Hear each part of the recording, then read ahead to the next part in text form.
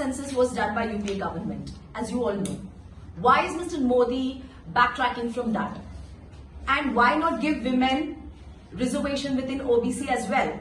That's the point. Social justice is about intersectionality.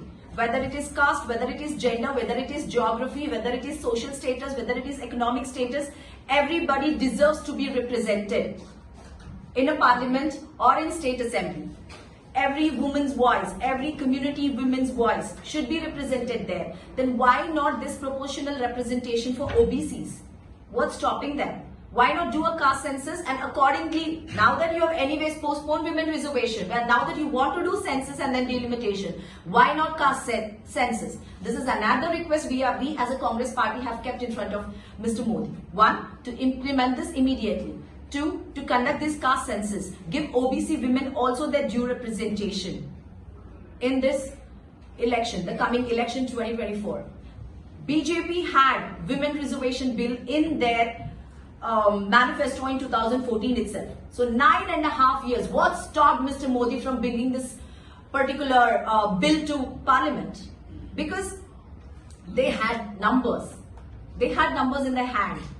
It was just the will which was missing.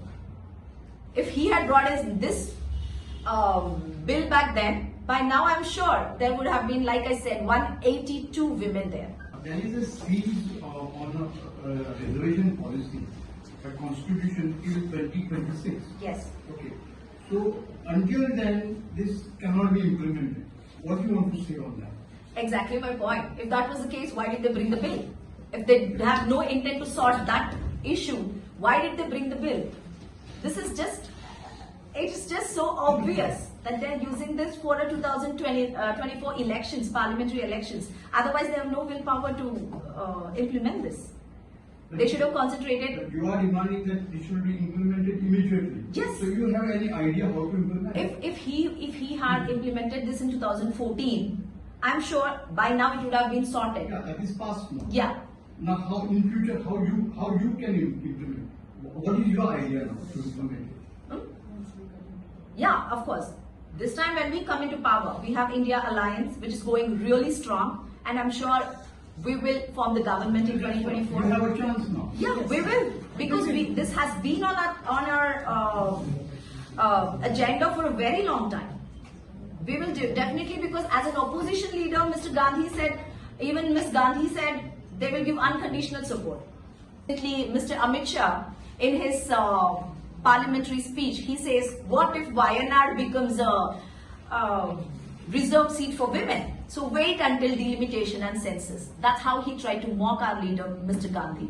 Mr. Gandhi today, Mr. Rahul Gandhi today, after his Bharat Jodo, has won hearts of billion people across India, starting from Kanyakumari to Kashmir. Today, wherever he chooses to stand for elections, I'm sure he will win. And if I honestly believe this is so low to his rank of a home minister to make such a statement, instead of being sensitive towards women's cause and calling the Congress for a discussion on the table, he just wants to mock the opposition leaders. This is their attitude. This is their seriousness about women bill. The country need to see that BJP has no will to implement this bill. They just want the name, just like any other bill. If they can implement 370 abrogation immediately, if they can implement triple talaq immediately, why not this bill? What's stopping them? There are many bills. Look at us. We have also brought in a very revolutionary bills. Take for example local government, where we have reserved a thing for women. We have reservation for women. That came into effect immediately. Think about LPG, liberalization, privatization, globalization. That was such a revolutionary step, such a bold step. And back then, Dr. Manmohan Singh, who was the then Prime Finance Minister, he had told a statement which said, nothing can stop an idea whose time has come.